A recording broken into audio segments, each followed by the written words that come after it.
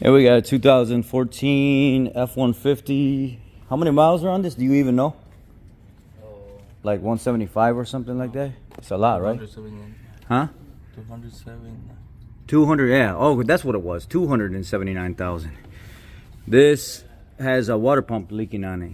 And I informed the customer a lot of times when we do these, we'd like to replace the lines as well, because they rot out and they split and they break, and then you'll be back here a month later. Oh, you broke my truck again or whatever. And the guy says, no, I'm trying to save some money, so just do the water pump. The unique thing about this is me and Axel were over here pressure testing Enrique. We were all over here and we're pressure testing this, and we're trying to get this thing to like show us where it was leaking. And you can see it's not holding pressure at all. And there's no fluid coming out. Like sometimes yes, sometimes no. But what this was doing, it was sealing just enough to where it wouldn't be fluid coming out, but the steam would be escaping past the seal and stuff in the front. But if you look at this here, but it was running fine. You start it and it's running fine, making no noise, no nothing at all. But once you actually get it off and you're looking at it, it was weird because steam would come out of the front of it, but no fluid would come out, and then fluid would come out of nowhere sometimes, and then steam would, it was really weird. But the important thing here is actually take the belt off, take everything off, and actually grab the water pump and check everything, your connections, the water pump, all kinds of stuff. This is what ends up happening. So we ended up getting a Gates belt for the engine because it started to actually come apart. This belt started to come apart, so we ended up getting this Gates belt, K060547. And we ended up getting a new water pump.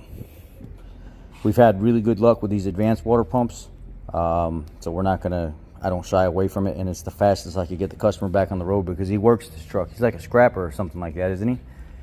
He's like some kind of metal scrapping or something like that. He does everything with this truck.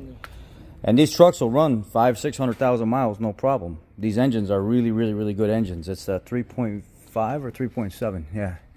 3.7 liter, it runs great. He said he's had no problems with it. It's just every day start right up and drives no problem at all. It's one of the best engines Ford has made to this date. External water pump on the trucks and the Transits, so that makes it easy.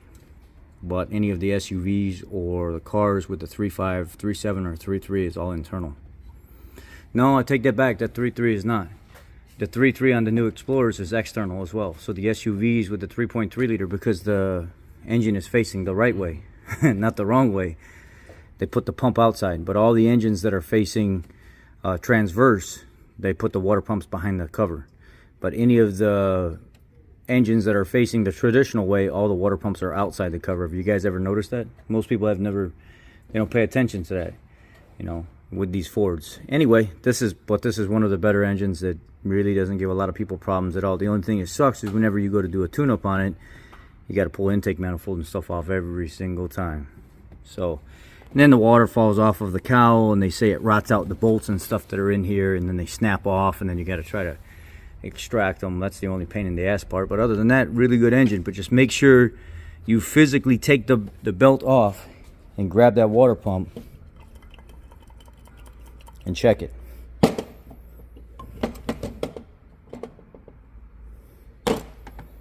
And you might not see it leak, but it's falling apart.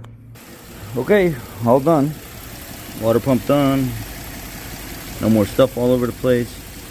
I told the customer about the plastic connections and stuff. I'd rather just do the holes and everything with him. He declined it. He said just do the water pump only. I don't want to put no more money into it than just that. And I said okay. I'm telling you, I've had people come back with these plastic connections and stuff leaking because we start pulling on them. You take the housing and stuff off, and they come crying about it a month later. And I'm like, hey, bub, sorry, it's out of your pocket. I told you that was going to happen. You declined to work. So anyway, it is what it is. Water pump installed, no issue. The guy can come pick up his truck. So I've gotten into the habit now of grabbing. I don't care if a line is leaking. I'll pull the belt off and I'll grab that water pump, and I always check that water pump before I finish a job. That's just part of my inspection process now, because this has happened more than once, and that's just what you got to do. So when you find your coolant leak on your engine, don't always assume that's the only one. Grab that water pump and shake it down. and make sure it's not doing what this one was doing, because when it was in the vehicle, it wasn't making no noise, wasn't wobbling around or anything. As soon as you took the belt off of it, took the tension off of it, it was flopping around like crazy. Always check that water pump, especially on the Ford F-150s and the Transits. Y'all be blessed. Take care. Have a great weekend.